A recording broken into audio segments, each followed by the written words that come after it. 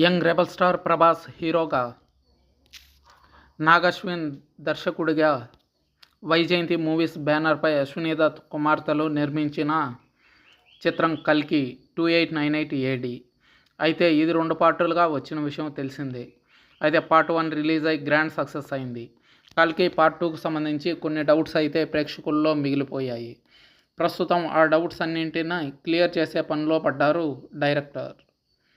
కట్టప్ప బాహుబలిని ఎందుకు చంపాడు? ఈ ప్రశ్న బాహుబలి 2 చూడాలన్న కోరికకు బలమైన బీజం వేసింది. పార్ట్ 2 కథలు సక్సెస్ అవ్వాలంటే పార్ట్ 1 చూస్తున్నప్పుడు అలాంటి ప్రశ్న ఏదో ఒకటి ప్రేక్షకుడిని ఎంగేజ్ చేస్తూ ఉండాలి. లేదంటే ప్రేక్షకుల్లో క్యూరియాసిటీ తగ్గిపోతుంది పార్ట్ 2 చూడాలని.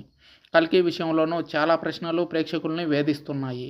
వీటన్నింటినీ ముందే నివృత్తి చేస్తూ పార్ట్ 2 పైన ఎలాంటి అనుమానాలు లేకుండా ప్రేక్షకుడిని ముందే ప్రిపేర్ చేస్తున్నారు దర్శకుడు నాగ్ అశ్విన్.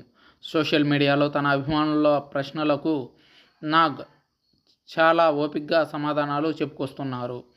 పార్ట్ 2 పై మరీ అంచనాలు పెంచేయకుండా కథలో ఏం ఉండబోతుందో దాన్నే ప్రొజెక్ట్ చేస్తూ ప్రేక్షకుణ్ణి సంసిద్ధం చేస్తున్నారు.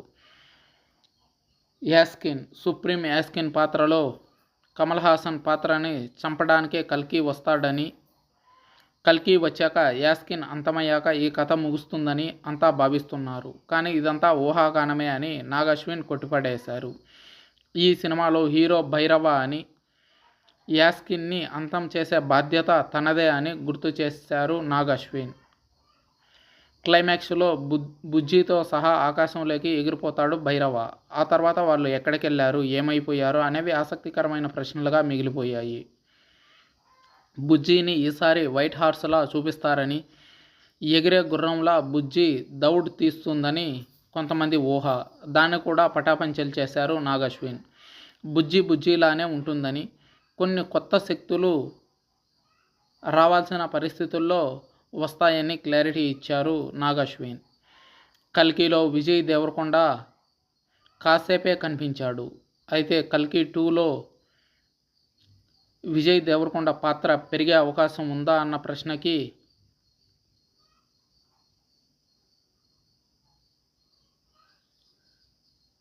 నాగ్ అశ్విన్ సమాధానం ఇస్తూ, పార్ట్ 2లో కూడా విజయ్ దేవరకొండ క్యారెక్టర్ పరిమితంగానే ఉంటుందని చెప్పుకొచ్చాడు. కల్కి 2 ఎలా తీయాలి, అందులో ఏం చూపించాలి అనే విషయాలపై నాగ్ అశ్విన్ ఓ క్లారిటీతో ఉన్నట్టు తెలుస్తుంది. పెరిగిన అంచనాలు చూసి ఆయన కథని మళ్ళీ తిరగేస్తాడేమోనని అందరికీ డౌట్ ఉండేది. కానీ నాగ్ అశ్విన్ ఇవేమీ కదిలించడం లేదు. ఆయన ఇది వరకు ఏమనుకున్నారో అదే తెరపైకి తీసుకొచ్చే ప్రయత్నం చేస్తున్నారు. ఓ రకంగా పార్ట్ 2కు సంబంధించిన అనేక సన్నివేశాలను ఆల్రెడీ చిత్రీకరించడం జరిగింది. ఒక రకంగా ఇది మంచిదే.